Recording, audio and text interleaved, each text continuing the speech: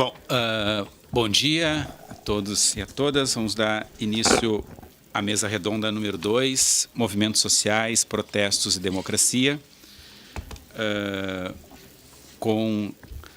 Nós vamos ter as exposições da professora Marisa von Bülow, da UNB, da professora Luciana Tatagiba, da Unicamp, do professor Breno Bringel, do IESP, da UERJ, e da doutora Maria da Glória Gon, Unicamp, Universidade Federal do ABC. Essa temática, os movimentos sociais, protestos e democracia, acho que a gente está num momento, no qual esse tema emerge de uma forma muito significativa nos últimos, pelo menos desde 2013 para cá, essa temática dos movimentos sociais, dos protestos e as suas relações complexas com a democracia vem se tornando algo fundamental, e é surpreendente um pouco frente ao que a gente podia pensar até bem recentemente, a discussão dos movimentos sociais, dos protestos, frente a todo um processo de expansão de mecanismos institucionais, de participação, de possibilidade de incorporação nas políticas públicas, parecia algo bastante residual, secundário, eventualmente até pouco significativo. Lembro, alguns anos atrás, nas mesas, em alguns lugares, a gente precisava defender ainda que esses temas eram relevantes. E agora, talvez com alguma perplexidade, surpresa, mas, enfim, de fato, a gente vê. E eu acho que um dos riscos, acho que contrastando com a mesa de ontem, eu acho que é importante a gente estabelecer essas relações.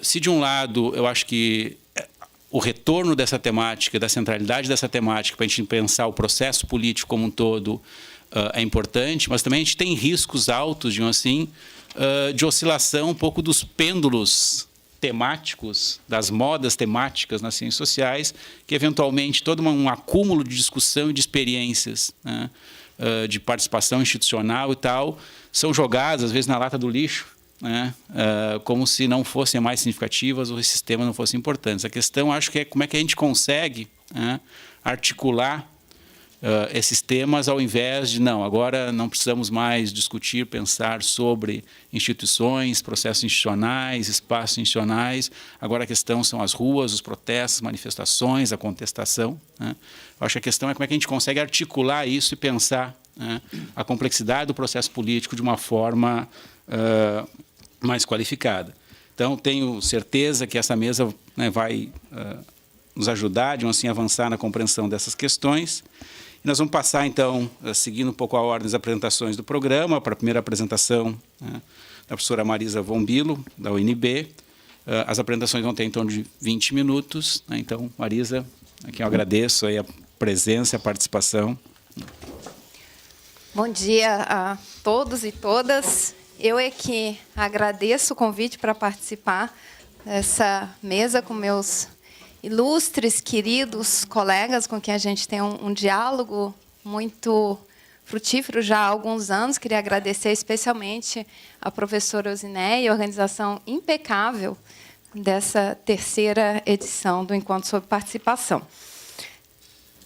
O que eu vou apresentar hoje, gente, é parte dos resultados de um esforço de pesquisa que a gente tem feito no âmbito do Ressoci, que é o grupo de pesquisa Repensando Relações entre Estado e Sociedade do Instituto de Ciência Política da Universidade de Brasília. A gente tem feito um esforço de pesquisa para tentar entender os impactos das novas tecnologias nos processos de ação coletiva. É uma parte da agenda de pesquisa do Ressoci nos últimos anos que tem se concentrado nessas perguntas de pesquisa. Tentar entender esses processos de apropriação de diferentes plataformas digitais, seus impactos no ativismo político, nas relações de poder entre os atores e nas organizações de movimentos sociais. Com a pergunta de fundo, essa pergunta que a gente vem fazendo desde ontem também na mesa, se os nossos marcos teóricos, nas nossas categorias tradicionais, ainda são úteis e tem a ver com o que o Marcelo acaba de falar sobre como é que a gente trata a lata de lixo acadêmica, porque boa parte da literatura específica, vou fazer referência a esse campo específico de debate sobre internet e ativismo, vai dizer que não são mais úteis. E, de fato, ganharam muita força nos últimos anos as versões mais radicais sobre essa incapacidade das velhas teorias de movimentos sociais para explicar novíssimos processos de mobilização, né, baseados em novas tecnologias para gerar ação coletiva. E aí, como costuma acontecer na academia, infelizmente, né, ganham mais visibilidade aqueles que usam a tática do gladiador, né, destruir totalmente o oponente. Eu sou o único sobrevivente, né, e algumas, né, das contribuições mais importantes dos últimos anos, infelizmente, têm se apresentado um pouco dessa maneira, né? E é uma dicotomia entre o velho e o novo que se assenta principalmente sobre novas possibilidades de participação, caracterizando, né, alguns desses processos de mobilização como horizontais, como espontâneos, questionando a necessidade ainda de ter organizações formais de movimentos sociais, né, questionando a necessidade de ter estruturas de liderança formais. A gente tenta, no âmbito do Ressoci, de sair um pouco dessa dicotomia entre o novo e o velho. A gente tem achado essa dicotomia pouco útil para avançar nos debates, então a gente fica em cima do muro, né? Nem a gente não está negando o novo, mas a gente também não está negando o velho. Eu vou tentar, né, explicar por que o em cima do muro é uma posição, né, teoricamente interessante nesse momento, né? Pensar mais em termos de uma espécie de portal no qual movimentos sociais estão entre o futuro e o passado, e alguns dos dilemas fundamentais do passado estão ainda vigentes e se mostram, ainda que com cara um pouco diferente, nesse momento mais conectado, né, em que realmente a gente vê novas formas de ativismo individual, mais personalizadas, mais horizontais, e, ao mesmo tempo, uma sobrevivência, ainda que transformada, de organizações formais e de estruturas de liderança, né? Mais especificamente, eu vou argumentar aqui exatamente o que tem sido mais enfatizado como novidade, que é essa ideia da possibilidade de uma atuação mais horizontal, mais democrática, porque os indivíduos têm mais autonomia para participar, portanto, menos centralizada por elites e organizações de movimentos sociais, que é justamente esse desafio de organizações, né, de formas de mobilização mais democráticas, de forma de ativismo mais horizontais. Esse desafio se mantém mais vivo do que nunca. Pronto, já adiantei o resultado, mas eu vou tentar enraizar, situar esse argumento em um caso empírico, a partir dessa ideia dos paradoxos da participação. Não sei se vocês se lembram de um texto da Anne Phillips, de 1991, em que ela fala sobre justamente os esforços do movimento de mulheres para criar organizações menos hierárquicas, e ela vai dizer que algumas iniciativas de igualização, né, da participação tiveram o efeito oposto no movimento de mulheres, tornaram mais invisíveis, né, estruturas hierárquicas e de liderança, né, que foram uma espécie de tiro no pé. A gente vai argumentar que tem algo similar a isso acontecendo nos estudos sobre a apropriação de novas tecnologias digitais por organizações de movimentos sociais. Então, a ideia de estudar esse tema começou com um projeto de pesquisa sobre o caso do movimento estudantil chileno.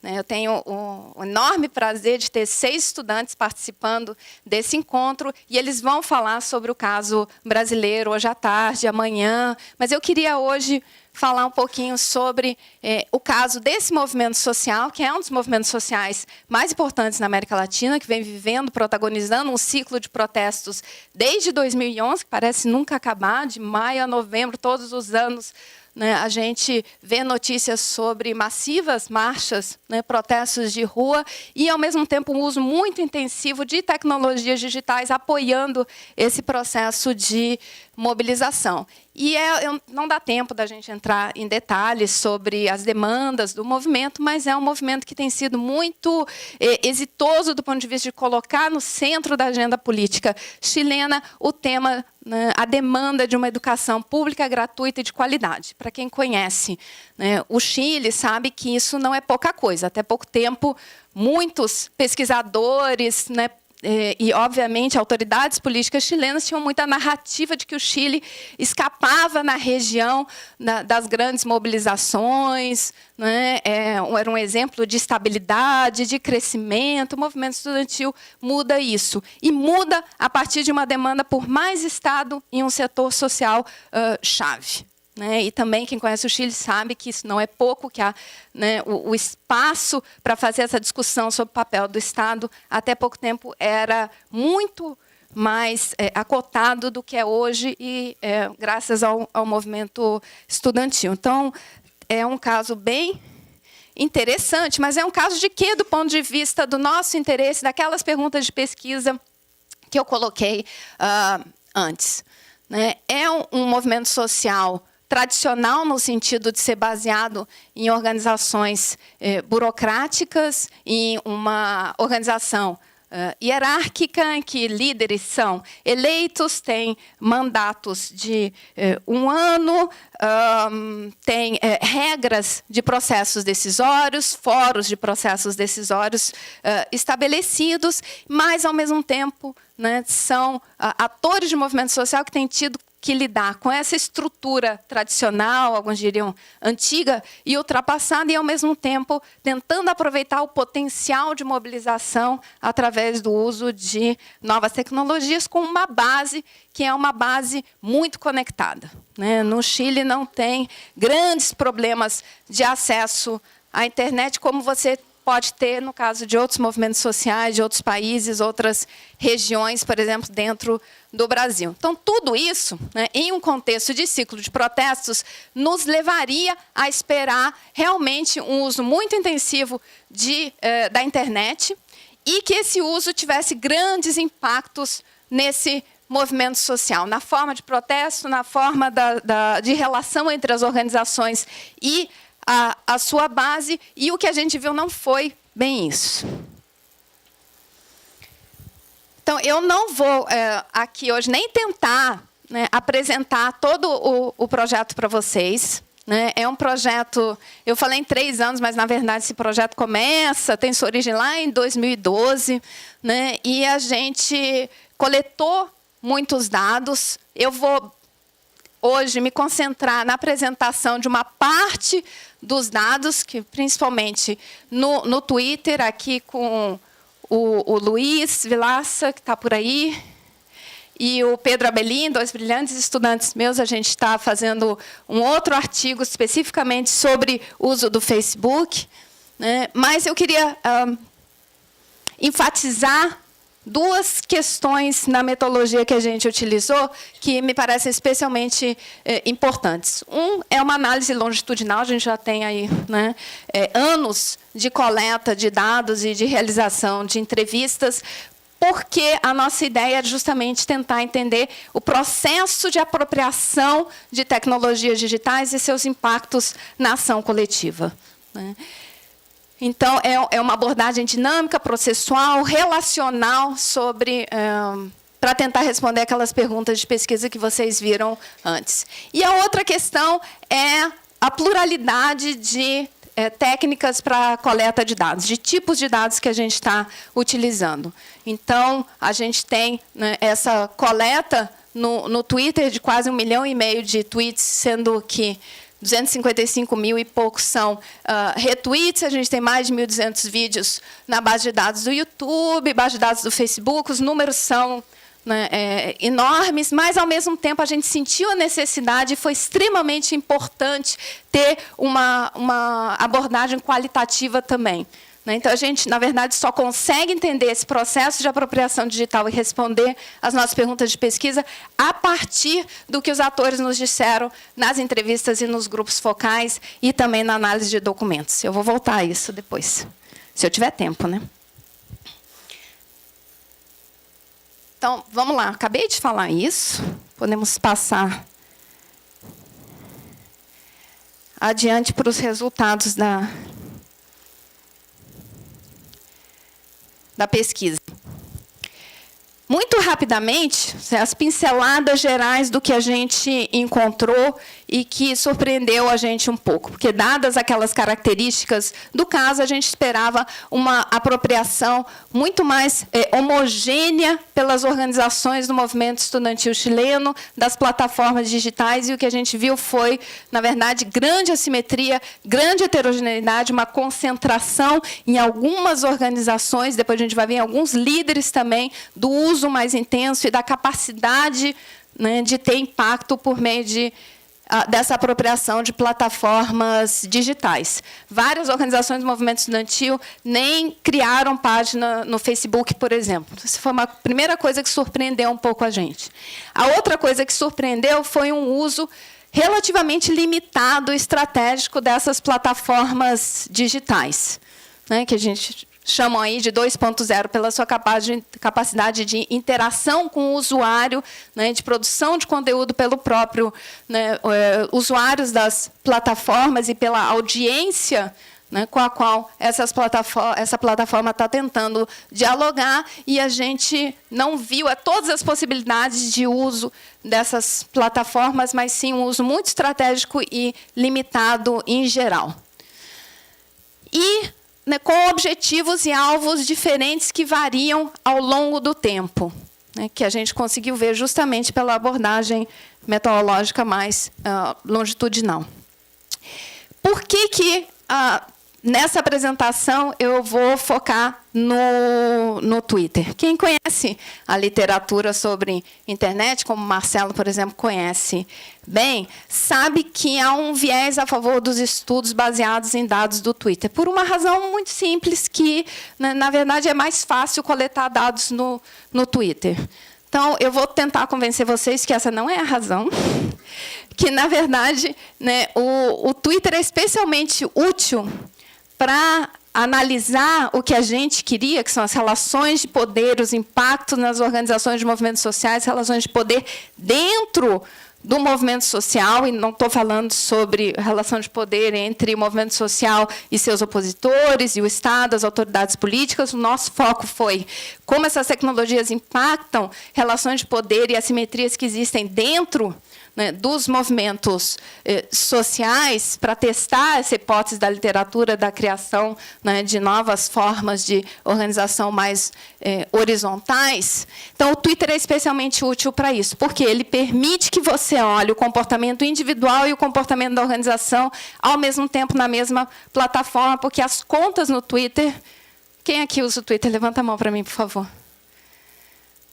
Ok. Mais ou menos metade. Então, depois vocês olhem lá e vocês vão... Acreditem em mim, por enquanto. Aqueles que não conhecem o Twitter, você pode ter uma conta individual, você tem uma conta da organização do movimento social. Então, permitia a gente fazer a comparação entre 3 tipos de atores que interessavam a gente, né? Os líderes eleitos, as organizações formais e coletivos, outros grupos políticos, juventudes partidárias atuando no movimento estudantil.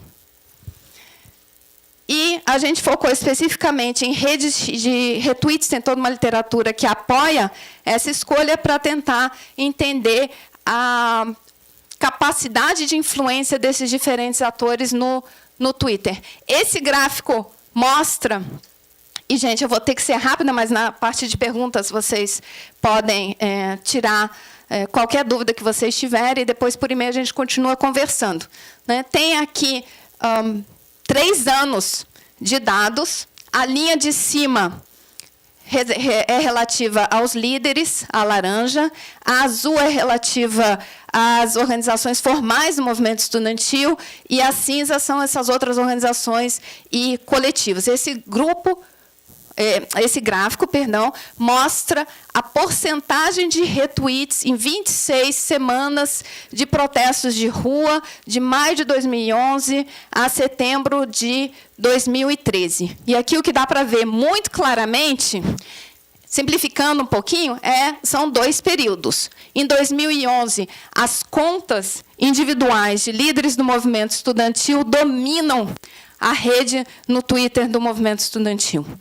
Ali tem períodos em julho, agosto de 2011, em que mais de 80% de todos os retweets, de todas as mensagens reenviadas por esses atores-chave do movimento estudantil vieram de contas de líderes e não das organizações. Essa é uma outra maneira de ver. Eu tenho 26 gráficos desses, um para cada semana. Não vou mostrar todos para vocês, não se preocupem, eu tenho 2 se der tempo, mas é uma outra maneira de ver a mesma informação, mas a rede, porque cada nó é uma conta no Twitter, portanto, um ator, permite ver que não só a rede é muito centralizada em 2011, nos líderes, que são as bolinhas pretas, as cinzas são organizações e as mais ou menos brancas são coletivos, mas permite ver que essa centralização se dá em alguns poucos líderes. E em 2011,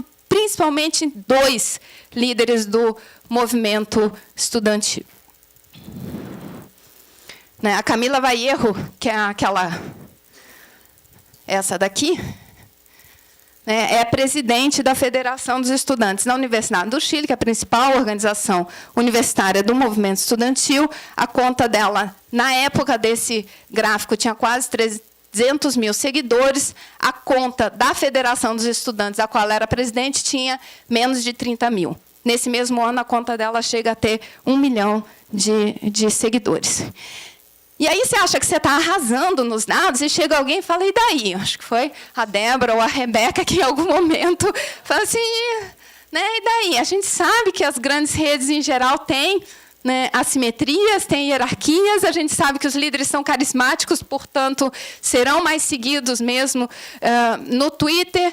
E eu vou tentar explicar para vocês por que isso é um problema, e isso apareceu nas entrevistas como um problema. E tem a ver com a gente recuperar aquelas teorias que não seriam mais tão úteis, de movimentos sociais, e toda a história, realmente, dos movimentos sociais, para os quais a questão da organização interna democrática sempre foi um desafio, mas sempre foi também algo almejado. Sempre foi um problema ter burocracias muito hierarquizadas, líderes que tinham muita visibilidade em comparação com outros. Então, sim, pelo menos o uso do Twitter, no caso do movimento estudantil chileno, em um primeiro momento, acirrou, em vez de diminuir, acirrou tensões internas derivadas dessas assimetrias de poder. E tem um exemplo do que aparece nas entrevistas, essa citação aí de um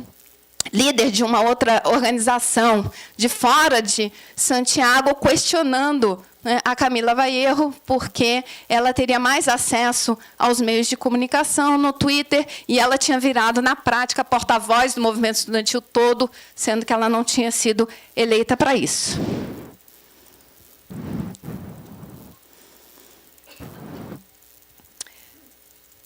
A segunda parte, então, da pesquisa busca entender o que os atores fizeram frente a essa situação.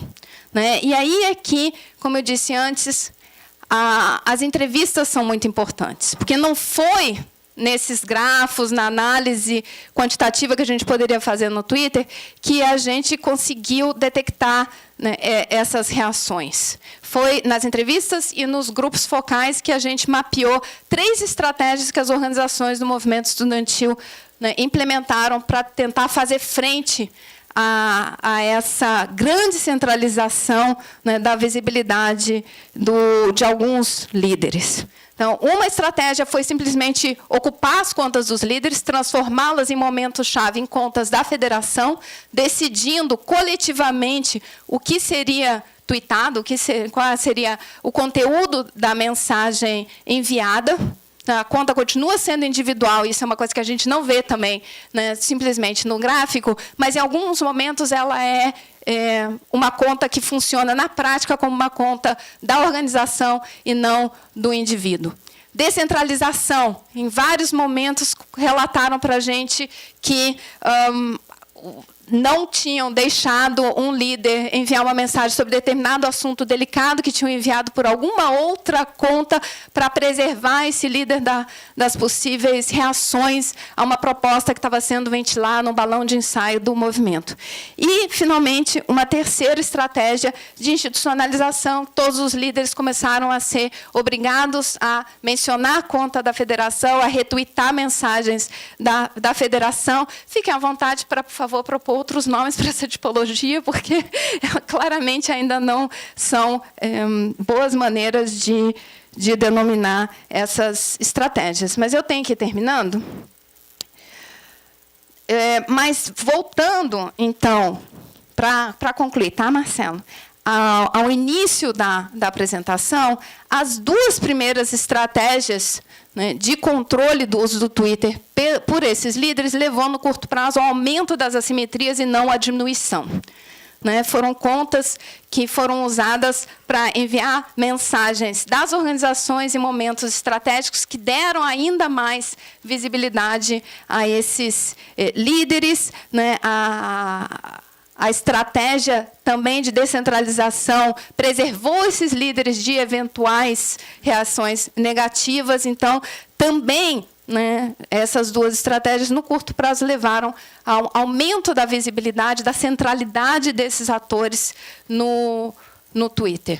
Né? E a segunda coisa é que essas assimetrias refletem e aprofundam assimetrias pré-existentes. Então, a importância também de colocar essas análises sobre processos de apropriação de plataformas digitais em seu contexto específico. Não dá para entender, por exemplo, por que, né, a história do Idaí. Por que é um problema tão grave se a gente não souber que os líderes com mais visibilidade no Twitter são líderes baseados em Santiago e que há um ressentimento, uma crítica, deveria dizer, uma crítica histórica no Chile à centralização do poder em atores da capital do país, em detrimento da agenda, das perspectivas dos movimentos sociais que atuam nas províncias. Então, agora, de verdade, concluindo, né, em termos teóricos, a gente tem trabalhado no sentido de dar mais visibilidade para as incertezas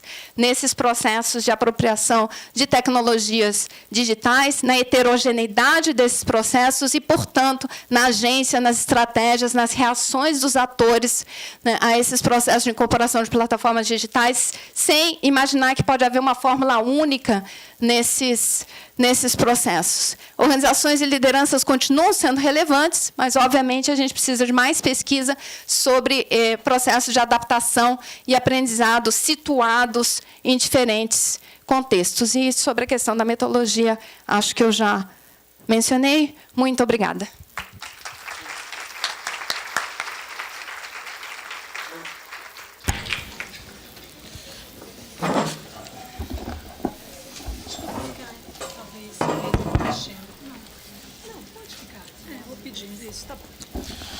Bom, obrigado, Marisa.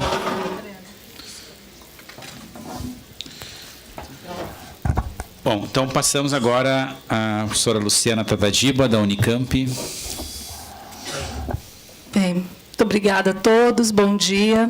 Quero dizer que é um imenso prazer estar aqui e compartilhando essa mesa com os amigos. Não, eu peço, obrigada.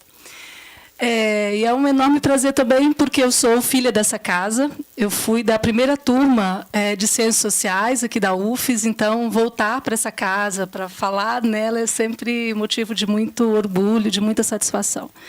Quero também agradecer ao Zineia por estar organizando esse evento. Quando a gente falou de fazer o terceiro encontro, eu falei, não vai dar certo, não, gente, uma crise econômica dessa, imagina, vamos suspender, vamos fazer o ano que vem.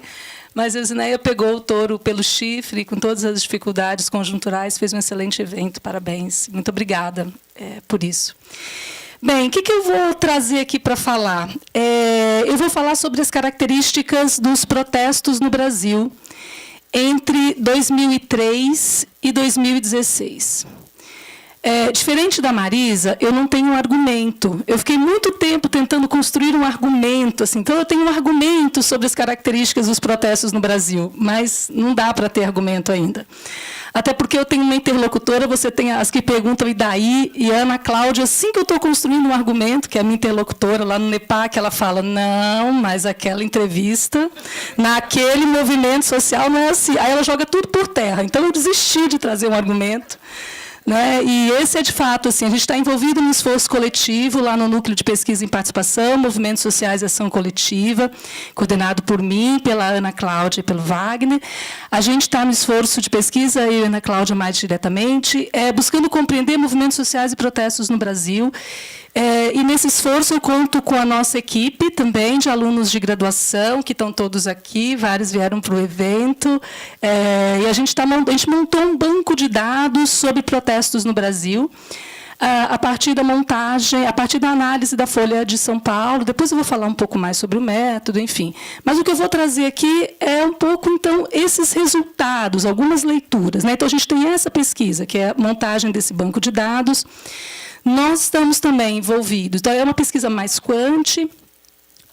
A gente também está realizando agora entrevistas com lideranças de movimentos sociais nacionais, então, desde movimentos sociais mais tradicionais, MST, CUT, etc., até os movimentos dessa nova leva. Né? Não tem outro nome, né, Marisa? Essas emergências todas aí. Então, o pessoal da Marcha da Maconha, Marcha das Vadias, e por aí vai. Né? Um pouco tentando... E as novas direitas também, na falta de um melhor nome. Então, a gente está realizando essas entrevistas e a gente também está fazendo um estudo sobre movimentos sociais na implementação de políticas públicas. O que junta essas coisas todas, essas três frentes de pesquisa que a gente tem tocado no núcleo? Né? Que a gente tem, eu acho que é um esforço de compreender de que forma a presença da esquerda no poder impactou a forma de atuação dos movimentos. Né? A presença da esquerda no poder e sua crise. Acho que a gente está olhando, acho que, de alguma maneira, o nosso esforço parece estar indo nessa direção, com essas três frentes, de fazer um certo balanço das relações entre Estado e movimentos sociais nos governos petistas, no plano nacional. Acho que se a gente conseguisse fazer isso, acho que a gente já está feliz. Então, essas três frentes, muito na direção do que o Marcelo falou, a gente está olhando para a rua, mas a gente quer articular a rua com o olhar sobre as instituições, sobre os movimentos sociais implementando políticas públicas. A gente quer olhar o novo, mas pensando na sua articulação com os velhos atores, enfim. Então, aí, brincando um pouco, a gente costuma dizer que o Singer, né, o André Singer, ele falou sobre o lulismo, né, como uma estratégia de conciliação de classes para promover a mudança sem afetar a ordem, né? A ideia de um reformismo lento, enfim, desmobilizador, etc. A impressão que eu tenho lá no núcleo é que o Singer falou isso olhando de cima para baixo, né? Como o pacto das elites políticas e econômicas. A impressão que eu tenho no núcleo é que a gente está tentando agora olhar esse processo de baixo para cima. Dado esta conformação, como é que os atores agiram? Como é que eles buscaram construir mudanças, dado esse contexto mais amplo, que impõe constrangimentos à sua ação, inúmeras contradições, né? Então, acho que é um pouco, talvez um pouco por aí, acho que é colocar um pouco essas coisas em diálogo. Bem, então esse é o campo mais geral, né, das pesquisas que a gente está fazendo. Eu aqui vou fazer um recorte muito particular, vou trazer esse pedaço do banco de dados, né, que tem com algumas notas que a gente consegue aprender dele em relação às características dos protestos. Antes disso, só duas notas teóricas, um pouco inspirada por ontem. A gente está operando com um conceito mais ampliado de participação, a gente está pensando, justamente porque esse conceito mais ampliado de participação, e dialogando com a mesa ontem de manhã, é esse conceito que permite a gente pensar justamente como diz a Carla, né, os legados da participação institucional, como é que isso rebate nos atores hoje que fazem a luta, conexões e desconexões entre luta institucional e outras formas de ação, né, um pouco para evitar essa chave do pêndulo que o Marcelo falou. Então, operar com um conceito ampliado de participação para a gente é bastante importante e a gente está se movendo nessa direção. Uma segunda aventura, e é aventura teórica mesmo, assim, que a gente está... Acho que essa vai render uma agenda aí de pesquisa teórica, de investimento teórico pelos próximos anos. É um esforço que que é hoje um esforço muito presente na teoria dos movimentos sociais, é o esforço de trazer o capitalismo de volta para as análises dos movimentos sociais. E aí, nesse sentido, estou dialogando muito com a Donatella Della Porta, né, que vai colocar isso, que é importante trazer essa dimensão mais estrutural para a nossa análise sobre movimentos sociais.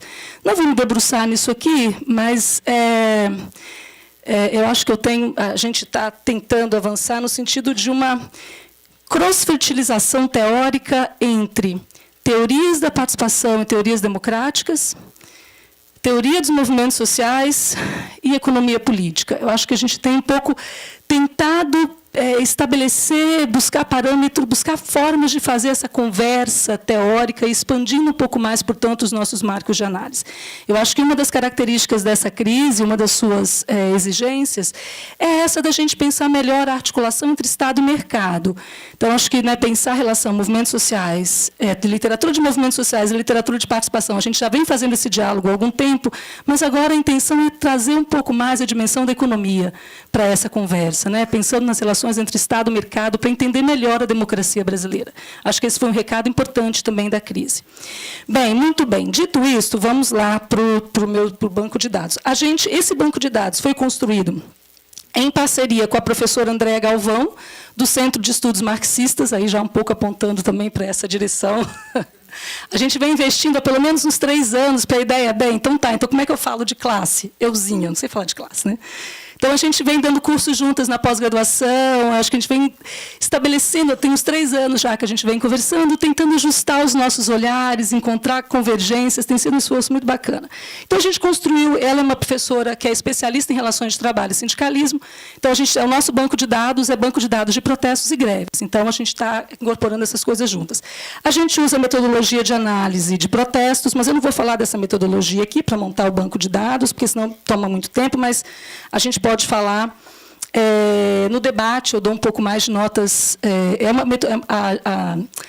A metodologia de análise de eventos de protesto é uma metodologia criada no interior dos estudos de movimentos sociais, buscando compreender tendências nos padrões de protesto em termos geográficos e temporais, captar variações. Então, tem vários inconvenientes, a seletividade das fontes é uma delas, a gente sabe que os jornais só noticiam o que eles querem, então, a gente pode falar sobre isso depois, mas ainda é vista como diante das outras dificuldades de produzir dados para estudar movimentos sociais, né, que a gente tem que estar sempre produzindo o nosso dado, ela ainda traz tendências. Então, o que eu vou apresentar aqui não é a realidade dos protestos no Brasil, mas é uma expressão de tendências, né?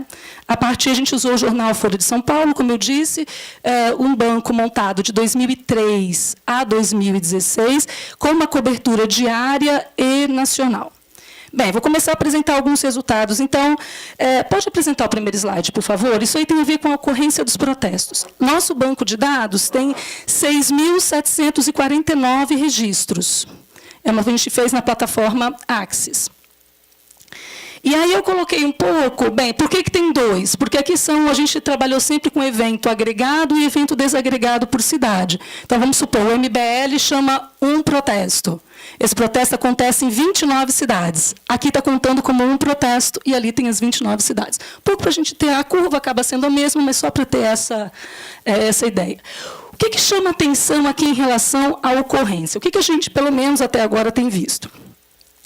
Os anos de 2003, 2004 e 2005 representam 40% do total do número de protestos série histórica. A gente não esperava encontrar esse dado. Isso para a gente foi assim, porque com todas as mobilizações que aconteceram em 2013 e depois, 2015 e 2016, ótimo. Eu tenho mais 10, eu pedi para ele falar com 10. E depois, tudo que aconteceu em 2015 e 2016, a gente falou, nossa, sim, tem muita coisa. E aqui nem pode falar da seletividade das fontes, porque a Folha de São Paulo, obviamente, noticiava as 3 pessoas do MBL na rua, estava na Folha de São Paulo, né? Então, assim, é uma coisa que a gente vai precisar entender. Outra coisa que chama atenção é 2005, nesse banco, né? Quer dizer, que é a época do mensalão. Passando o olho, não deu para a gente voltar e fazer análise para entender por quê. Vamos ter que voltar. Mas aqui tem muitos protestos já de empresários. E em 2007, a gente vai ter o Basta. Né? Lembra? Aliás, Basta não, Cansei. que é a primeira coisa lá de, enfim, emergência. Então, aqui tem um negócio engraçado aqui, né? Primeiro, essa concentração no começo. A gente vai ampliar depois isso para 97. Então, vai dar para ver se teve mudança quando o Lula entra, porque para a gente isso era interessante ver se aumentou, se diminuiu o protesto na rua quando o Lula entra, né? Bem, aí que é legal também, quando a gente pega o SINGE, que a gente está trabalhando, olhando ali, ele vai dizer, bem, a partir de 2006, você tem a ideia do lulismo, propriamente, que significa conter o conflito na rua.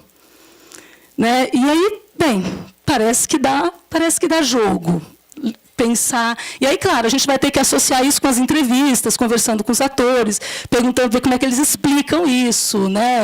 Enfim, explicam como é que eles vivenciaram isso, etc. Bem, o que a gente tem aqui, portanto, é uma queda contínua no ritmo dos protestos e que só encontra um novo viés de alta ali a partir de 2013, e aí a coisa continua apontando para a nossa crise política. De qualquer maneira, eu acho também que a gente tem que fazer um estudo comparado em termos de América Latina.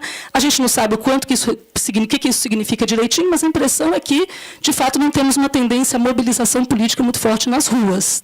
Parece que a ideia de que os movimentos sociais brasileiros fizeram uma opção pela via institucional, estão numa sociedade muito mobilizada, mas cuja fonte de expressão não é a rua, parece que também os dados apontam. Pode avançar. Mas tem um outro dado que é interessante, que é a questão da repressão. Tem padrões aí que a gente precisa estudar melhor, mas o que aqui aparece é uma tendência à ampliação da repressão estatal a partir de 2009 já, no governo Lula. Então, isso também pode ter alguma coisa importante para a gente pensar. Né? E aí a gente tem um ponto de virada muito interessante em 2013. Né? A partir de 2013, de fato, você tem uma maior presença da polícia nos protestos, ou seja, são protestos que ameaçam mais a ordem. Uma maior presença, uma maior repressão, enfim. E aí a gente não tem muitos dados sobre números de mortos, tem poucos números de mortos em protestos, mas a nossa base, quando tem, os mortos são, no geral, sem terra e indígenas, né, que eu acho que também mostra quais são os corpos mais vulneráveis nessa disputa. Bem, uma outra coisa que a gente buscou ver é o que leva as pessoas às ruas. Né? Então, a gente fez uma análise dos objetivos dos protestos. Quais eram as queixas? Para isso, a gente só fez até agora, de 2011 a 2016. Porque a gente tem que ir registro por registro para categorizar. Então, a gente só terminou 2011 e 2016. Então, eu vou apresentar para vocês aqui só esse panorama de quais são os principais temas que levaram as pessoas às ruas. Aqui também tem algumas coisas que chamam a atenção. A gente fez, claro, poder falar aqui, eu articulei os temas em grandes temas, né, em grandes eixos. Então, o primeiro é regime político. Acho que expressa a natureza desse período de crise política de 2011 a 2016. O principal tema que levou as pessoas à rua foi corrupção, impeachment e o fora. Fora Cabral, fora Eduardo Cunha, fora Marcos Feliciano, fora prefeito de não sei aonde, impeachment, não sei. Assim, a gente pega só o plano nacional, mas quando a gente vai para os jornais, é contra o prefeito, é contra o vereador, é contra um deputado. Né? Então, assim, essa é uma dimensão, a expectativa da gente é que quando a gente categorizar antes de 2011, possivelmente regime político vai perder essa centralidade, porque ele expressa justamente esse período histórico, que é muito interessante. Bem, aí eu tenho várias coisas para falar sobre regime, mas não vou, senão eu não chego no final. Depois a gente pode conversar um pouco mais. O outro que chamou a atenção da gente também só ver se eu não passei. Não, esse aqui é só uma coisinha do regime político, porque o foco aqui, né, quando a gente pega os jornais para ver as demandas, os frames, é corrupção.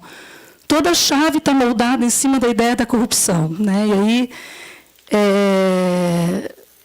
mas não vou comparar, porque tem comparações interessantes com o plano internacional, mas eu deixo para o debate, porque senão eu não chego no final. Mas tem essa ideia de um grande mal-estar com o sistema político. Ótimo, pode passar a próxima? Aí, uma coisa que a gente viu também é que esses protestos que estão relacionados ao regime político, em relação às estratégias de ação, a gente percebe que a ocupação aparece com muita centralidade. É a segunda estratégia mais presente, que eu acho que tem essa ideia de ocupar o poder. E esse poder está nas cidades. Então, a ocupação de espaço público, ocupação de órgãos públicos, ocupação da cidade, Ocupa Cabral, por exemplo, né? Não é ocupação de terra. A ocupação de terra diminui, assim, extraordinariamente nesse período. É a ocupação da cidade, como uma ideia de ocupação do poder. Acho que está muito presente nesse período. Pode passar. Não, aliás, pode deixar aí. Aí vocês lembram, o segundo registro é o trabalho, né, mas pode voltar um pouquinho, 2 para trás? Mais uma. Não, aí mesmo. Ali. A segunda categoria mais presente é trabalho. Isso foi muito bacana para a gente, né? Porque eu acho que chama a gente para pensar como o eixo capital-trabalho continua sendo um eixo muito importante para a mobilização da cidadania. E que mostra também a força dessa arquitetura de mobilização construída pela esquerda nesse país, né? Com grande capilaridade, enfim. Depois a gente pode discutir isso também. Agora, o que é interessante a gente perceber? Que essa presença, né, daí as centrais sindicais, enfim, não veio acompanhado com protagonismo político. Né? No geral, as organizações sindicais conseguem conversar muito mais para dentro das suas próprias bases do que com a sociedade como um todo. Agora, na questão da reforma da Previdência, que isso parece estar se alterando um pouco, mas muito mais pela natureza do tema do que propriamente por essa dimensão. Bem, pode passar outro, vou só dar uma... Essa crise, pode ir mais um pouquinho. O que a gente percebe ali também, quando a gente pega bases sociais mobilizadas, a gente tem os trabalhadores, né, os cidadãos, que é aquela coisa do povo, do verde e amarelo, o que mais aparece. Sem terra, mas os sem terra vão perdendo muito, porque esse aqui a gente pegou já o período de 2003 a 2016, né, não é só aquele lá. Chama a atenção aqui a presença dos protestos de base indígena e de mulheres, né, que são fontes importantes da renovação do ativismo nesse momento. Vou concluindo já, só com uma ideia, uma coisa que a gente está tentando agora se aproximar na nossa análise é pensar nessas emergências, né? Muito claro no banco a importância dos movimentos de mulheres nesse período, em todas as suas dimensões, de juventude negra, a questão dos conflitos geracionais, do conflito geracional, a questão sexual e a questão racial emerge com muita força no nosso banco de dados nesse período de 2011 e 2016. A gente ainda precisa pensar melhor sobre isso, conseguir articular isso melhor, mas pensar a Primavera das Mulheres e as ocupações secundaristas nesse período, eu acho que leva a gente para um debate, aí eu queria dialogar com a Carla Almeida, mas vou deixar isso, minha querida amiga e irmã, né, sobre a questão que ela disse ontem da centralidade dos direitos, né, como um legado desse período anterior. O que as nossas entrevistas têm apontado é que talvez essa centralidade não esteja dada dessa forma, de fato, para os atores, nem para os atores do ciclo tradicional, muito menos para os atores que a gente pode chamar dessa nova esquerda. Então, mas isso eu deixo para o debate, não quero me estender mais, enfim. Como eu disse para vocês, desculpa, são notas, não tenho argumentos, aí também é difícil falar pouco e organizadamente, porque são só ideias e impressões para a gente compartilhar aqui um pouco. Obrigada.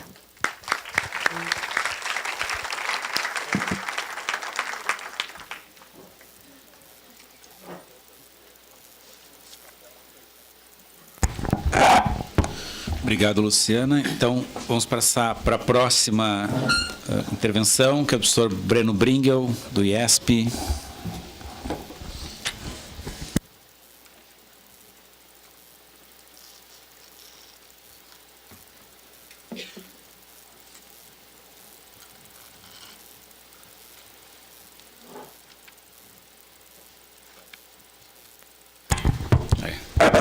Bom dia a todas, a todos. Eu queria também começar agradecendo o convite da Eusenéia para participar desse seminário, dessa mesa. Acho que muito oportuna, né, nesse contexto que nós estamos vivendo. É um desafio, Luciano acho que enfatizou isso também, Marisa, né?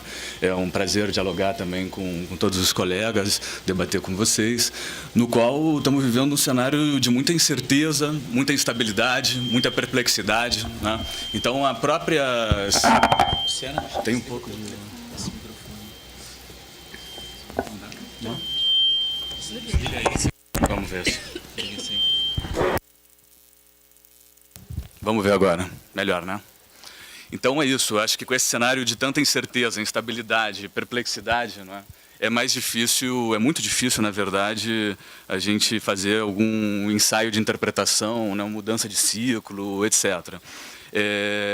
Acho que vivemos desde o pós-2008, né, da crise do capitalismo financeiro, um intenso, massivo ciclo de mobilizações pelo mundo, com diferentes características, né, mas foram conformando alguns elementos comuns daquilo que eu fui chamando em alguns textos de geopolítica da indignação global.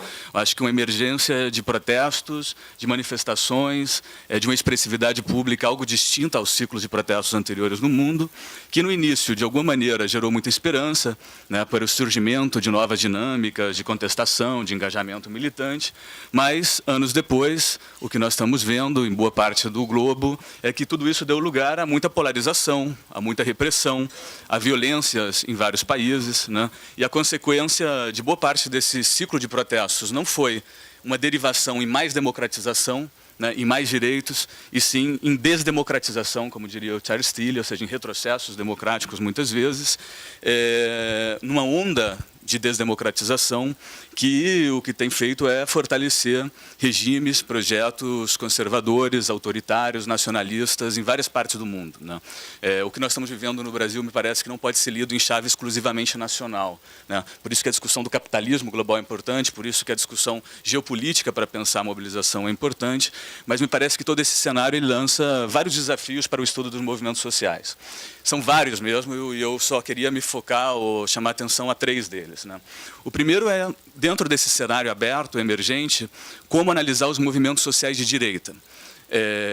Bom, tendemos a analisar sempre na literatura, nas teorias dos movimentos sociais progressistas, que têm, digamos assim, tendências emancipatórias, etc., muitas vezes pela nossa própria afinidade com esses movimentos, ou por uma aposta, né, de projetos políticos concretos. Mas eu acho que esse é um primeiro desafio importante. O segundo tem a ver com o que nós podemos dizer, né, mesmo que incipientemente, né, sobre essas inovações que tem acontecido nos últimos anos em termos de ações coletivas, em termos de transformações do ativismo contemporâneo lido num médio e longo prazo. Ou seja, para além do curto prazo, né, para além desse ciclo recente de protestos, quais são os signos que nós podemos identificar de transformações da militância, do ativismo contemporâneo? Em terceiro lugar, me parece que um elemento importante para esse seminário é também como examinar a questão democrática, né, vivida e vivenciada nesse momento, de uma maneira um pouco mais complexa, me parece, né? Pensar a democracia, para além de certas dicotomias, em sentido democracia radical versus liberal representativa, ou para além de determinados debates que me parecem esgotados, da transição, da consolidação, do aprofundamento da democracia, no momento em que há concepções conflitantes de democracia que emergem dos próprios atores sociais, né? E no momento em que há um grande paradoxo democrático, no qual a democracia liberal representativa foi se estendendo mais que nunca no mundo inteiro, mas, ao mesmo tempo, nunca foi tão contestada, né? Ela está presente no mundo inteiro, mas, enfim, tem sido muito contestada por vários desses atores emergentes, né? Então, tentando, de alguma maneira, dialogar com esses 3 eixos, com esses 3 desafios de maneira rápida, o tempo é curto, né? Me parece que o primeiro deles, o de como estudar a direita, é algo importante, né? Muitos colegas, muitos autores têm falado de um giro à direita, de uma onda conservadora, de uma nova direita no Brasil recentemente, né? Se a gente olhar para os protestos recentes, para a política brasileira nos últimos anos, nós vemos como, de fato, já em 2013, né, havia mesmo alguns slogans que pediam a volta dos militares, das ditaduras, agressões de militantes de direita a militantes que iam com camisetas ou com símbolos da esquerda mais tradicional. Vimos a emergência do Vem para a Rua e do MBL em 2014. Vimos também o protagonismo de determinados protestos da direita, né, em várias cidades brasileiras em 2015. Vimos o golpe parlamentar em 2016. Vimos uma emergência pública de movimentos sociais de direita, de forças conservadoras, que antes estavam presentes, me parece, na sociedade brasileira, mas não dessa forma, não desse jeito, não com essa forma-movimento, vamos chamar assim. E por que isso é importante, né? Me parece que houve ao longo do tempo, uma espécie de divisão intelectual do trabalho, no qual os sociólogos estudavam os movimentos sociais de esquerda e os historiadores e aqueles que se dedicavam ao pensamento político estudavam os movimentos de direita. Essa divisão do trabalho, acho que ela fez mal para uma interpretação sociológica sobre movimentos sociais que tenha em conta essa dinâmica do confronto político entre forças antagônicas. Então, nesse sentido, me parece que o grande desafio é que nós não podemos reproduzir o mesmo problema anterior. Ou seja, cair numa inversão de agora começar só a estudar a direita, só estudar os movimentos sociais de direita, sem tentar olhar por que, como, quando esses movimentos emergem também em função de uma disputa política concreta na qual eles estão envolvidos com outros atores que estão em crise, com outros atores de esquerda que estão emergindo, e esse é um processo político que precisa ser entendido no sentido da elaboração de um marco interpretativo sobre movimentos sociais, que me parece que há pouco sobre isso, onde movimentos sociais de direita e de esquerda possam caber, digamos assim, dentro do mesmo quadro analítico. Esse me parece uma questão realmente importante. O outro ponto que eu queria destacar é como, nessas mobilizações recentes, há uma dificuldade muito grande em captar inovações, transformações, porque, de fato, o que nós temos é, muitas vezes, uma reificação do novo, como a própria Marisa mencionou, e uma tentativa que é habitual em ciclos de alta intensidade de mobilização, de tentar se demarcar de processos de gerações anteriores e reforçar o discurso da novidade como um discurso fundacional. Nesse sentido, me parece que boa parte das interpretações de junho de 2013 estão muito coladas no junho de 2013 como um evento de protesto, ou como um ciclo de protestos de curto prazo. E o que eu queria sugerir aqui é que isso é muito insuficiente para a gente entender junho de 2013 em sua complexidade. É muito insuficiente para a gente entender de maneira mais longitudinal as transformações do ativismo. Porque se a gente pegar junho de 2013 só a partir do início do ciclo, nós não entendemos o que era o pré-junho, nós não entendemos o que estava se reconfigurando ali, nós não entendemos que isso não emerge do nada. Junho de 2013 é fruto de um processo sociopolítico de transformação da sociedade brasileira, de emergências de atores prévios que já estavam em cena, mas que ganham maior centralidade nesse momento. Então, aqui minha proposta é pensar junho de 2013 não como um evento de protesto, um ciclo de protestos fechado em si mesmo, mas como parte de um processo sociopolítico, de um confronto político mais amplo, para o qual precisamos, então, de mais história e precisamos de um olhar, digamos, mais médio e longo prazo. Dito isso, o que eu vou tentar fazer no tempo que me resta, nos 10, 15 minutos, é abordar duas questões. Por um lado, sugerir, digamos, uma ideia, uma proposta de interpretação desse junho de 2013 entendido como processo sociopolítico, no qual poderíamos, através dela, entender ou analisar a disputa política, o confronto político no Brasil contemporâneo, dentro de uma ideia de campos em disputa. Vou retomar de maneira muito breve essa noção de campos para tentar fazer uma proposta teórico-metodológica, para depois, em um segundo momento, e fechar com isso, tentar analisar, então, o ciclo do curto prazo de 2013 até o momento contemporâneo, dentro de um ciclo político mais amplo.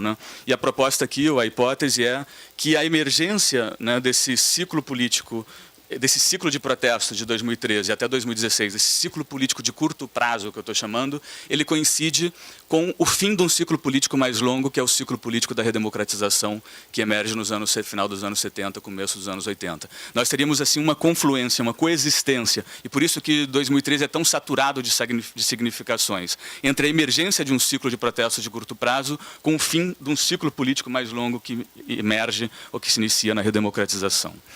Vou tentar juntar essas duas coisas.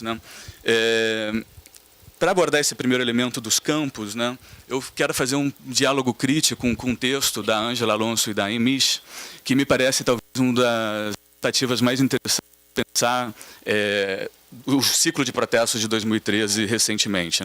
É um texto que elas publicaram 2 anos atrás, no qual elas dizem que há, ou houve, em 2003, 3 tipos de repertórios em disputa nas ruas no Brasil. Particularmente, elas estão analisando o caso de São Paulo, mas fazem algumas considerações mais amplas.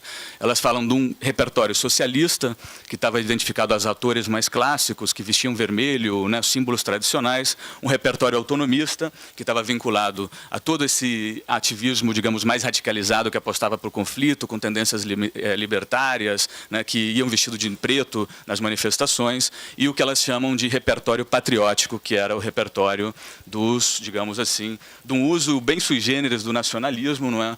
De uma forma conservadora, mas eram os verdes e amarelos, os denominados esse tipo, né, esse perfil de repertório. A ideia me parece muito interessante no sentido de captar uma sensibilidade da disputa política no momento no Brasil. Só que me parece que nós não estamos diante de repertórios, né?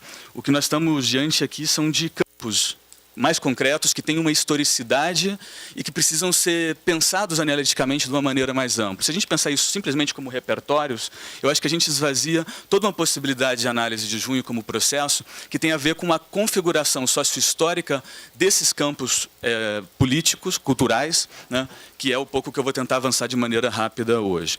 Qual é a minha proposta? Que, em vez de falar de repertórios e de falar dessas denominações, nós teríamos, então, 3 campos políticos em disputas no Brasil nas últimas décadas, que se cristalizam e se visibilizam num confronto público, explícito e direto nas ruas em junho de 2013, e esse seria o campo, por um lado, do que convencionalmente, em termos nativos, né, inclusive se chamou campo popular democrático, que é o campo que vem da redemocratização, com o PT, a CUT, o MST, todo esse campo que mobiliza o imaginário de direitos, todo esse campo que, de alguma maneira, está vinculado às forças sociopolíticas que emergem na luta contra a ditadura e que se consolidam ao longo dos anos 90 como principais tendências da esquerda, dos movimentos sociais, dos movimentos políticos no Brasil contemporâneo. Chega ao poder nos anos 2000, isso muda algumas coisas, mas tem uma historicidade ampla que a gente pode localizar, né, nesse período da redemocratização.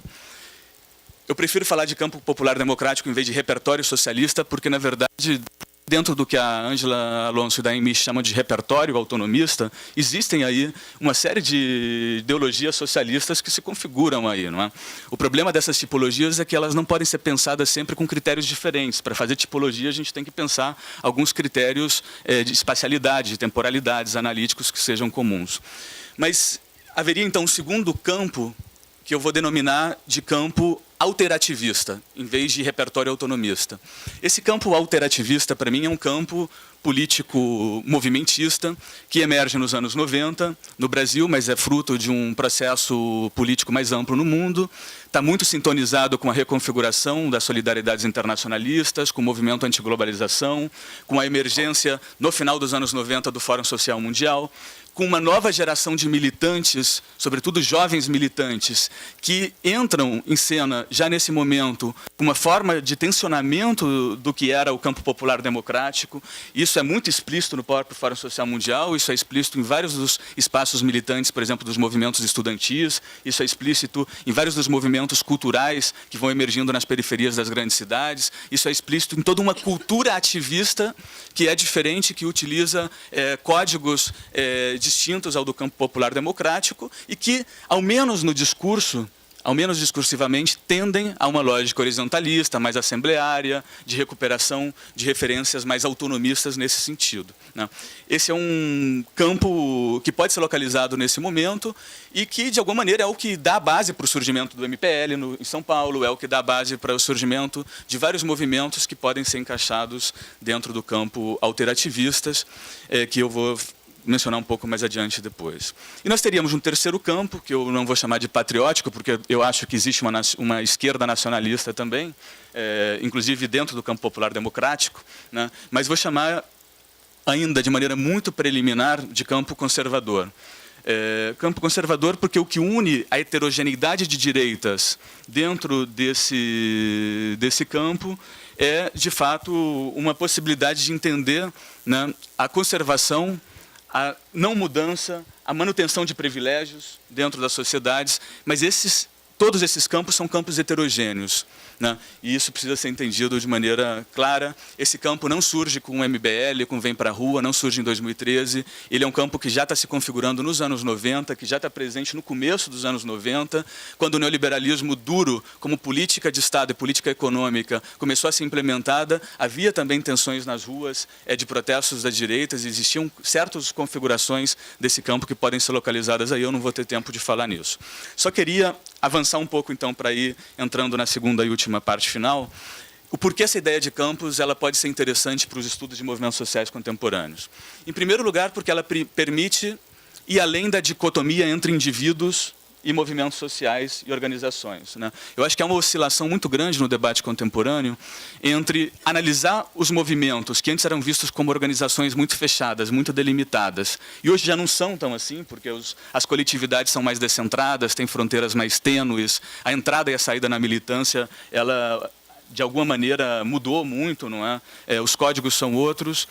Mas, ao mesmo tempo, existe, de fato, um certo protagonismo dos indivíduos nas sociedades contemporâneas, vinculados a determinadas dinâmicas de singularidade, de personalização, que precisam ser analisadas. Então, eu acho que a literatura está, ora, oscilando entre foco no protesto e no indivíduo, e, ora, uma tentativa de captar essas reconfigurações dos movimentos.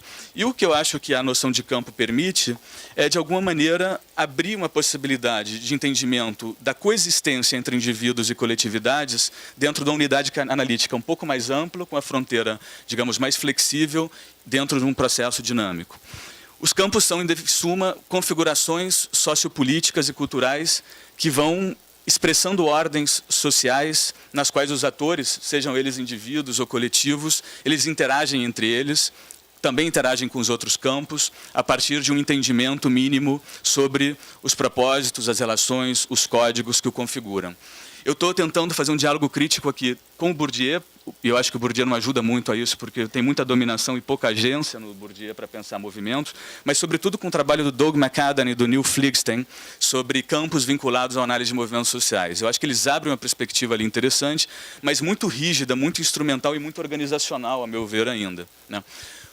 Essa noção de campo ela é interessante porque nos permite, então, também captar essa diversidade de atores que coexistem nos mesmos espaços físicos, nos mesmos protestos, sem necessariamente compartilhar a mesma organização ou sem necessariamente compartilhar os mesmos objetivos políticos. Isso é algo muito típico nas ruas brasileiras e nos protestos nos últimos anos. Uma coexistência física no espaço público, nas praças, né, de grupos heterogêneos que, ora, pertencem ao mesmo campo amplo, ora não, mas que interagem de maneira dinâmica dentro desses protestos, dentro dessas configurações que nós estamos vivendo no Brasil hoje, né? Então, há aqui, eu acho que, ao menos, um consenso mínimo de quem compõe esse campo, entre esses três campos, que eles são mais implícitos ou mais explícitos. Existem dinâmicas de tensões, de relações, de poder, de disputa também dentro desses campos, né? Existem determinadas normas, códigos que vão configurando. Existem também determinadas concepções de democracia, concepções de mudança social, que vão marcando esses campos sociopolíticos. Agora, a questão, e com isso eu vou fechando, é que me parece importante, então, não só captar essa historicidade no campo, no sentido de quando eles surgem, como eles se transformam, porque todo campo, em alguma medida, responde a essa ideia de uma emergência de campos, de atores, de formas de ação coletiva, de determinada estabilidade, mas também de transformações e de crise, né? É dizer que o que nós estamos vendo, obviamente, é uma crise do campo popular democrático. Parece óbvio dizer isso, mas, obviamente, o que nós estamos vivendo é uma crise desse campo sociopolítico, que convive ou que coexiste, em alguma medida, né, com uma emergência tímida desse campo alterativista e, ao mesmo tempo, com uma emergência mediatizada, pública, rápida, feroz desse campo conservador, né? Precisamos entender isso precisamos entender isso na sua historicidade. E, por isso, eu dizia antes que é importante vincular esse ciclo do curto prazo, desses campos em disputa, com o ciclo do médio prazo da redemocratização. 2 palavras rápidas e concluo com isso. Acho que há um debate muito amplo no Brasil hoje sobre o fim da Nova República, sobre o ocaso da Nova República, sobre os limites da democracia contemporânea, não é? Acho que todos esses campos que eu mencionei aqui, eles têm concepções de futuro, concepções de mudança social e concepções de democracia distintas, né? Acho que o campo popular democrático continua mobilizando uma concepção de democracia que está vinculada ao plano dos direitos, que está vinculada a uma conciliação entre democracia institucional, representativa e uma visão ampliada de representação, né? É uma visão, digamos, mais clássica, né, que é o que nós vimos, em alguma medida, ao longo das últimas décadas, dentro desses atores que configuram esse campo. Dentro do campo alterativista, o que nós temos é uma crítica profunda à democracia liberal representativa, uma crítica a qualquer forma ou expressão da democracia burguesa. Nós temos, ao mesmo tempo, um entendimento da democracia tanto como compromisso pessoal, ou seja, democracia significaria democratização dos espaços da militância, ou seja, democracia interna dentro dos movimentos, coerência entre prática, né, e projeto político, uma coexistência de um ativismo prefigurativo no qual você tem que atuar da mesma maneira em que você pensa a sua concepção de mudança social. A democracia ela é encarnada na militância, ela é encarnada nos próprios sujeitos políticos, né? Mas, ao mesmo tempo, existe uma configuração aqui da democracia que ela tem a ver com a dimensão social, sobretudo social, sociopolítica mais ampla, que não se limita à democracia liberal representativa, nem uma visão da representação institucional. E, por fim, nós temos, me parece, no campo conservador, um discurso público de uma visão instrumental, vamos dizer assim, da democracia liberal representativa, que é entendida como procedimento. Essa democracia procedimental, em alguma medida, é o que permitiu o golpe parlamentar, né? Você justifica muito mais o golpe pelo procedimento em si do impeachment do que por uma leitura, né, política disso. Então, bom, a gente tem o impeachment, é algo que está, né, tá dentro da Constituição, a gente pode mobilizar isso, ele é um recurso jurídico, né, mas é um uso, digamos, formal, procedimental da democracia para a mobilização de interesses particulares desse campo. Então, como vincular esse ciclo do curto prazo com o ciclo do longo prazo, né? O que me parece interessante aqui é que, embora nós não possamos cair na discussão analítica da novidade, nós temos que entender como esses campos mobilizam essa ideia de novidade, né? Porque a novidade não é uma categoria analítica, ela é um recurso político. Mas se ela é um recurso político, é importante entender como isso está em disputa, né? Então, o que acontece é que boa parte desse campo alterativista, inclusive do campo conservador, confluem ou coexistem numa visão de que estaríamos diante, né, do fim do PT, do fim do campo popular democrático. Isso parte de uma leitura muito diferente para chegar num diagnóstico comum, né? Por um lado, um diagnóstico, né, do parte do campo conservador de que existiria, não é, todo um aparato da Lava Jato, da corrupção, de uma série de uma construção discursiva que foi feita, né, em torno aos limites, aos problemas do PT, etc. Mas no campo alterativista o que há é uma visão, me parece diferente disso, né, que reforça muito essa ideia do novo versus o velho, né? Uma nova geração de militantes, novas formas de fazer política. E eu acho que, embora a gente não possa, então, reproduzir isso analiticamente, é importante entender o porquê eles dizem isso, como dizem isso, quais são os símbolos que eles mobilizam, né? Porque, se a gente lembrar do livro do Eder Sader, do ano 88, quando novos personagens entraram em cena, aqueles novos personagens que entraram em cena no final dos anos 70, durante a década de 80, é justamente o campo popular democrático. Coincide com esses atores, né? E esses são, de fato, hoje, o que estão sendo classificados como velhos por parte dos outros campos políticos, né? O que a gente não pode fazer é simplesmente olhar o Eder Sader e replicar ele para o contexto contemporâneo, como algumas pessoas têm feito. Porque o interesse do Eder Sader é entender a emergência de sujeitos políticos. E eu acho que a gente só pode entender esse processo de transformação juntando o Eder Sader com a Ana Maria Doimo. Em que sentido? O livro A Voz e a Vez, né, do Popular no Brasil, é um livro muito interessante também, que ficou esquecido, eu acho, nos últimos anos, e que ele tem um objetivo muito diferente ao livro do Eder Sader. Ele não quer entender a emergência de novos sujeitos políticos, ele quer entender a reconfiguração dos sujeitos ao longo do tempo. Ana Maria Doimo chega a utilizar a noção de campo éticos discursivos e de campo políticos.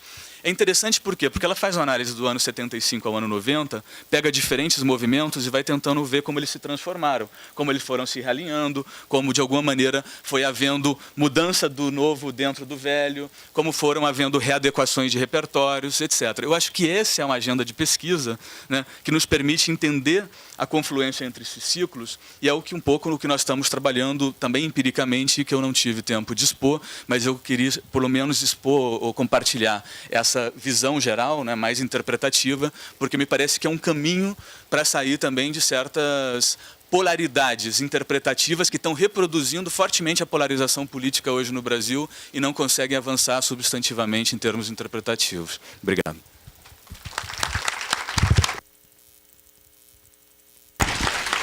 Bom, obrigado, Breno. Então, vamos passar para a última exposição da professora Maria da Glória Gon, da Unicamp, da Universidade Federal do ABC.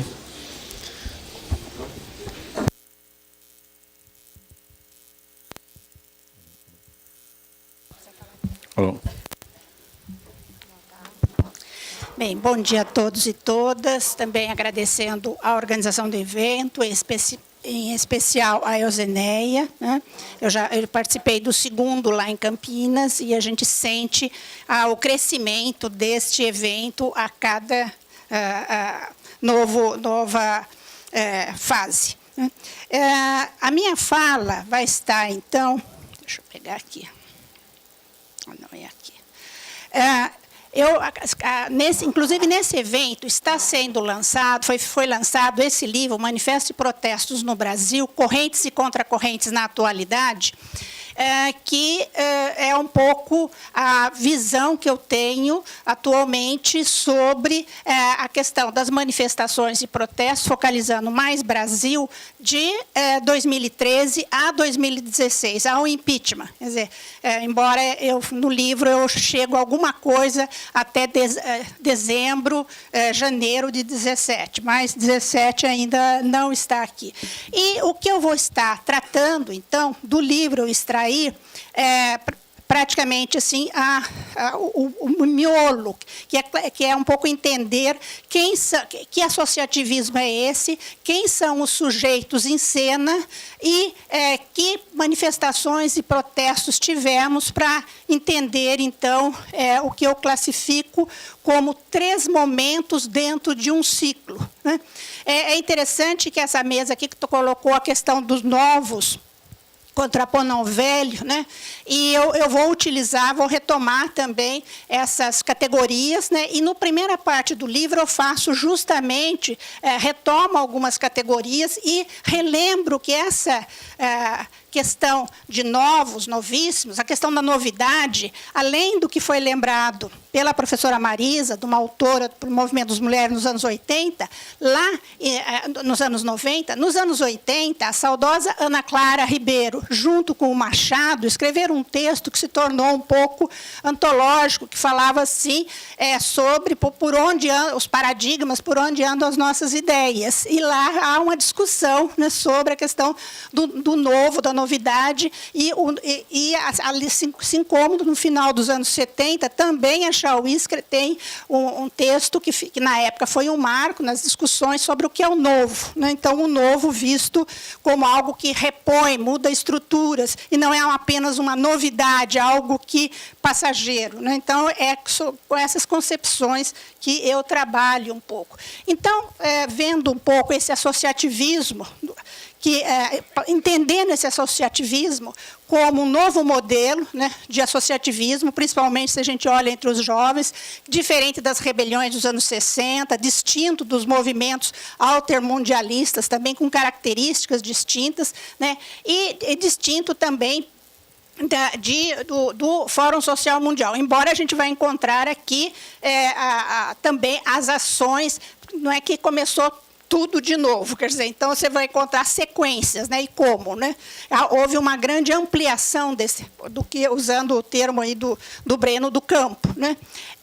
As diferenças passam pelos campos temáticos, repertórios, formas de comunicação, identidades criadas, pertencimentos, de classe e pertencimento sociocultural, forma como aproveita as oportunidades políticas, né? Eles com códigos linguísticos, gramáticas específicas, né? E padrões de comportamentos diferentes, dos diferentes grupos, formas de fazer a política, e eu foco um pouco a questão da cultura política, como que essa cultura política, cada grupo vai criando, mudando aí a questão da cultura política. E são diferentes também desses novos movimentos sociais que emergiram lá nos anos 80, eu retomo um pouco isso daí.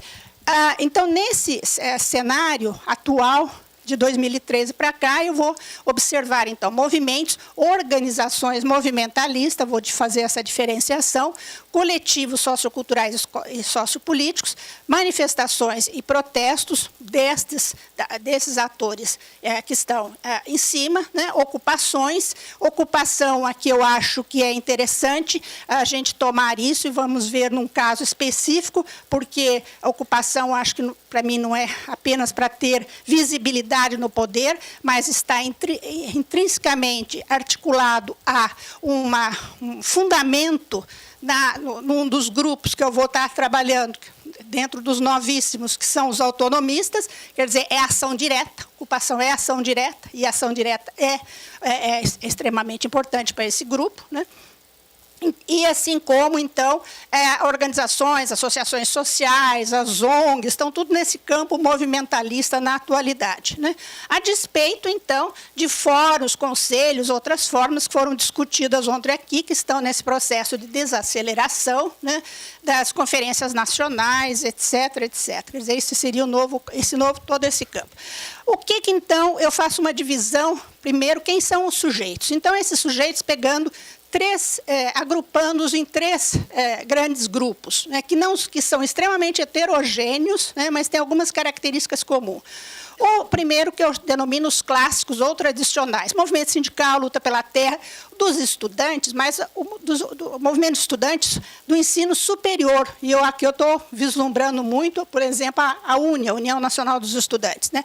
Movimento de moradia, quer dizer, eles são mais homogêneos internamente, no sentido de e clássicos, que eles têm uma determinada estrutura, são mais hierárquicos, focalizam determinados repertórios de mudanças, com determinadas causas, busco articular isso com contextos mais gerais. Então, aqui eu ponho a CUT, a UNE, o MST, o MTST, que é o Movimento dos Trabalhadores dos Sem-Tetos, né? Então, o urbano e o rural. E ainda, então, não virou aqui. Bem, o segundo bloco, então, os novos movimentos sociais. Então, esses novos foi assim ficando como que no Brasil, é interessante, quando eles emergiram, eles também estavam se contrapondo a movimentos sindicais clássicos, tradicionais, que vinham lá desde 45, do trabalhismo ou dos anos 60. Né?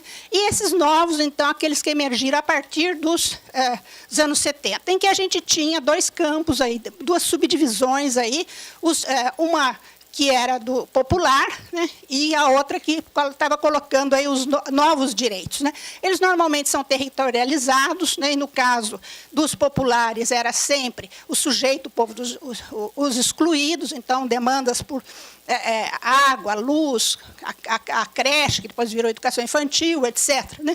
E o associativismo deles havia muito a questão dos laços, vínculos de pertencimento, de identidades em comum. Né? Então, foi essa fase do movimentalismo popular. Né? Também, dentro desses novos movimentos, ganharam muita visibilidade e importância, né, aqueles que tinham como repertório de luta questões de gênero, idade, raça, etnia, né, além desses dois, tínhamos também movimentos de pequenos agricultores atingidos por barragem, lutas pelas terras, que acabaram, naquele momento, se agregando a essa fase movimentalista, né, daqueles movimentos que emergiram na luta por novos direitos, por cidadania, na fase ainda da luta contra o regime militar. Né? Havia, então, uma certa transversalidade da luta em termos de participação simultânea dos indivíduos, muitas vezes em vários desses movimentos, porque havia uma certa compartilhamento de valores, etc. Os novíssimos, então, é o terceiro grupo dos sujeitos em cena. Nesse aqui, então, já são movimentos criados na era da internet, são mais plurais, autônomos, mais horizontais, e nascem, então, de grupos ou coletivos. Usualmente mais de coletivos, que alguns deles nem querem ser chamados de movimentos. Não necessitam de uma organização suporte, porque atuam como redes de interação, e compartilhamento de crenças e valores. As redes sociais são recursos e fatores estratégicos, não que os outros não usem também as redes, e mídias, mas aqui é um fator estratégico. O ambiente virtual, lugar central para criar infraestrutura de recursos, formar pautas, consenso, mobilizar a população, fazer convocações, divulgar resultados, agendas, etc. Eles deixam registro nos blogs, acho que a exposição aqui da Luciana, o trabalho deles exemplifica muito bem isso, e cria uma memória, um imaginário sobre uma luta, um tema. E aqui, então, eu estou pegando como um exemplo, nesses novíssimos, o passe livre. Entretanto, nesses novíssimos, há um outro grupo que se distanciam da forma movimento, propriamente dito, que são, então, quer dizer, eu vou pular um pouco, eu chego nesse outro grupo. Ainda estou aqui no detalhamento desse grupo dos novíssimos, que eu peguei, num primeiro momento, o exemplo do passe livre, mas, então, aqui, o que a gente pode caracterizar dentro desse grupo são os autonomistas, que eu estou denominando como autonomistas, que têm, então, uma agregação usualmente pontual, sem laços anteriores, cujas assim, questões fundamentais horizontalidade, autonomia e relações diretas. Muitas vezes falavam assim, mas eles não têm um projeto para frente, quer dizer, porque quem está fazendo essa cobrança-leitura quer que eles tenham um projeto de poder, e a visão de sociedade deles não é ter um projeto de poder do Estado, é uma outra leitura sobre as relações sociais na sociedade. E o outro dentro, então, vou correr um pouco aqui, dos sujeitos em cena, se os novíssimos têm os autonomistas, mais libertários, com origens lá, ou no anarquismo, ou no socialismo libertário, etc., tem, dentro desses novíssimos, essa outra ponta, que são essa que eu estou denominando aqui, as organizações movimentalistas, com objetivos, princípios, valores, organização interna, regras, códigos de conduta, e eles adotam o mundo corporativo como modelo de organização. Nascem sem bases organizadas, adotam estratégias da mobilização da população em função dos atos, em função da conjuntura política, e tem todo um discurso de defesa da democracia, contra a corrupção, e adotam os fundamentos liberais.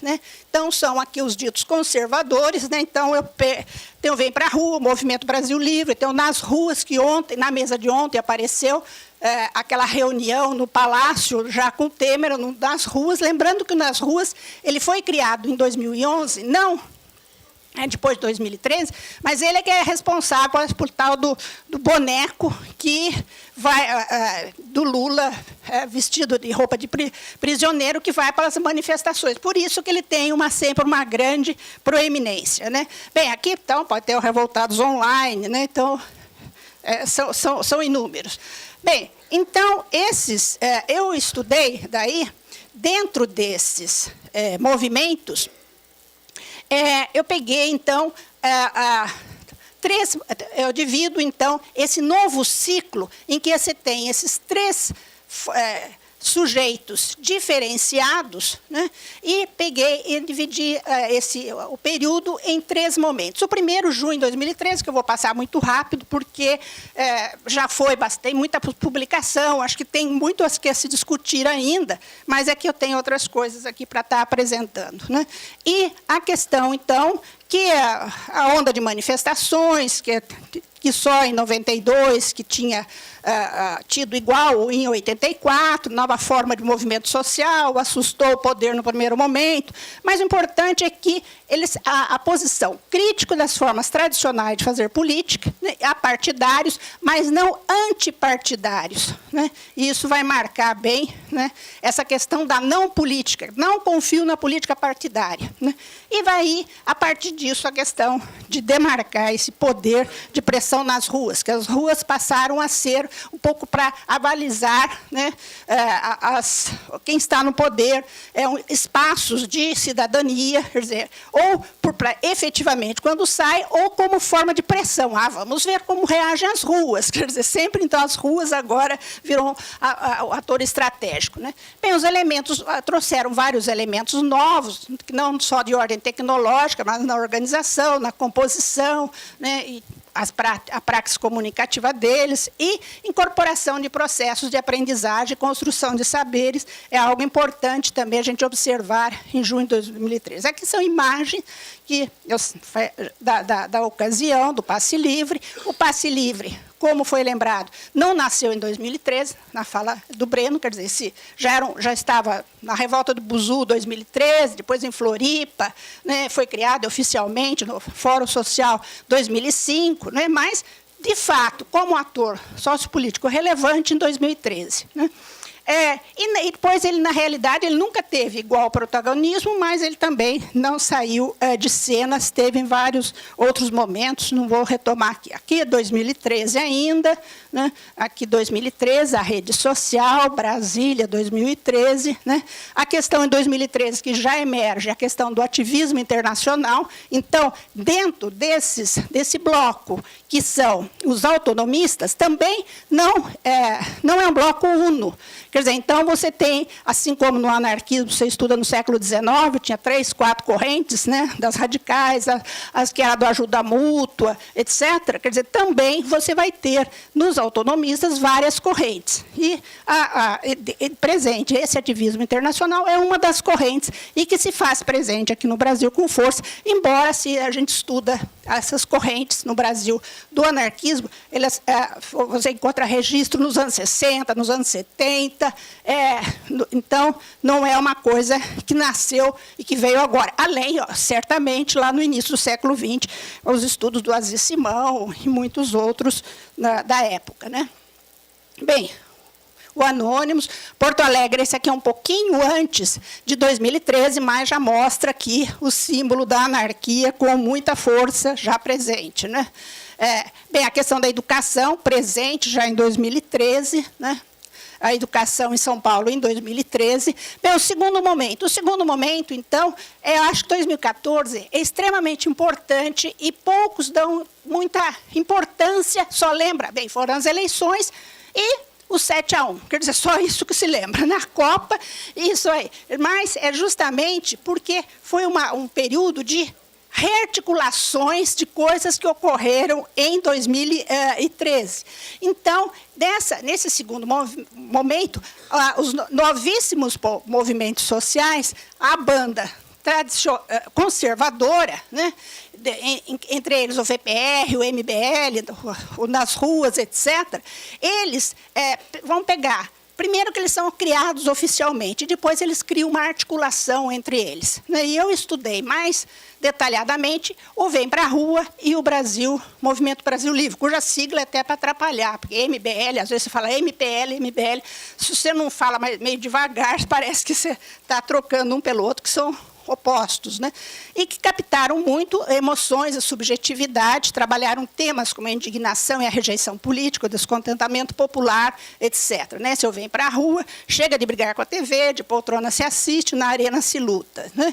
E o Brasil Livre e o líder de origem oriental. O Vem para a Rua, né? Então, é muito interessante quando a gente estuda que os valores de mundo são retirados do mundo empresarial. Declaram-se suprapartidário, o termo indignação de ordem moral, né?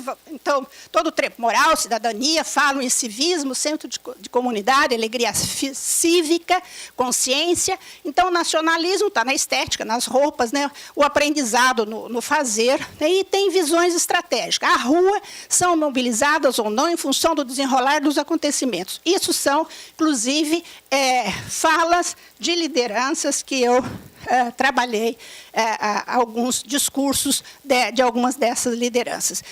Eles, então, usam vários recursos, né, e se organizaram intensamente em 2014 e depois 2015, porque daí o foco virou a questão do impeachment, né, uma identidade autocentrada, configurada no plano de princípios, valores, forma de engajamento, fidelidade aos líderes, né, a partir de um núcleo central. Eles têm um sistema de gestão que é adaptado dos modelos empresariais da governança corporativa, tem um organograma dessa organização, conselho, núcleo duro, líderes de trabalho, etc.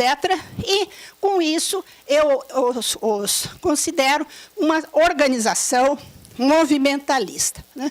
O terceiro e último aqui momento é quando é 2015, 2016, né? Quando a multidão, então, retorna às ruas. Eu trabalho com a categoria da multidão do Negre, né?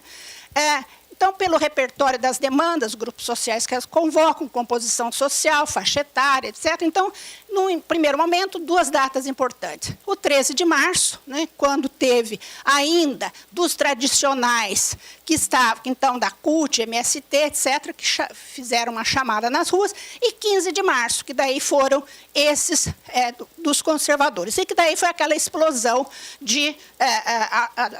da população na rua, né? Então, aqui a Polícia Militar fala em 2 milhões, a Folha fala, outros 1 milhão, a Folha 210 mil, quer dizer, é uma briga de números aqui, também é uma disputa isso daí, né? Então, 15 de março, um apelo à participação, baseado em valores morais, apelo à ética, né? Ética na política e moralidade. Esse passou a ser 2, né, itens, né? Também usa aqui o Bourdieu, quando ele fala dos fundamentos dos valores morais que transitam no campo do dom, etc. Estou caminhando. Março de 2015, né?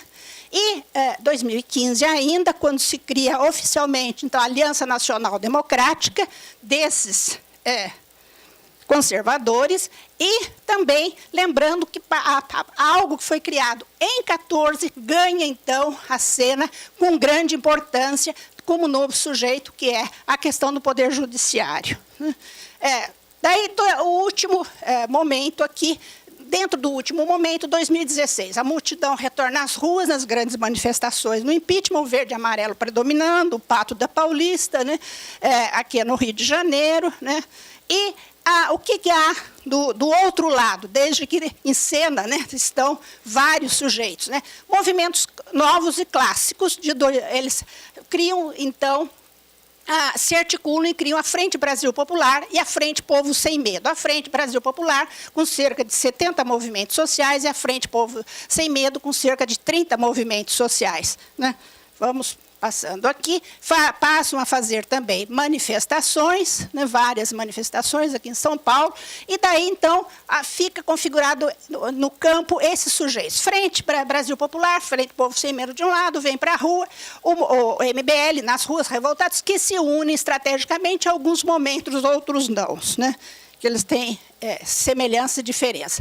Bem, vamos criar, então, determinados repertórios, né? Isso aqui já é a Paulista depois, logo após o impeachment, já fora Temer, né? E, para encerrar, algo que eu não vou tratar agora, porque não dou tempo, mas à tarde, no GT, eu vou estar fazendo uma apresentação de trabalho sobre os jovens, que é a questão dos movimentos na área das ocupações nas escolas, né, que, pegando desde a questão de Goiânia, depois a resistência na ocupação em São Paulo, nas reformas, os escrachos, não fechem minhas escolas, a escola média, a questão da escola sem partido, etc., que eu não vou estar tratando agora, né? Então, as conclusões que eu acho que 2014 foi um ano-chave para entender, então, esse ciclo, que eu estou chamando de ciclo como um todo, diferente da Ângela, que ela fala, cada ano ela vai pôr um ciclo, e que ela também chama um grupo de patriotas, que eu também discordo, porque patriotas cabe muito lá para que houve nos Estados Unidos, depois da derrubada das torres, etc. No nosso caso é diferente, né? E, então, eu acho que entender esse conjunto todo em que as manifestações, os protestos, ao focalizarem a política, determinados políticos e gestores públicos, a má qualidade do serviço público, revelaram diferentes modelos de movimentos sociais na atualidade, com identidades, propostas e perfil ideológico distinto, formando um leque diversificado de correntes e contracorrentes. A análise geral dos dados levou a observar que um novo ciclo de protesto subdividido, então, nesses 3 momentos, que depois a gente pode retomar para discutir. E lembrando que o livro que eu citei está aí, porque no dia do lançamento o livreiro não chegou até o teatro, né?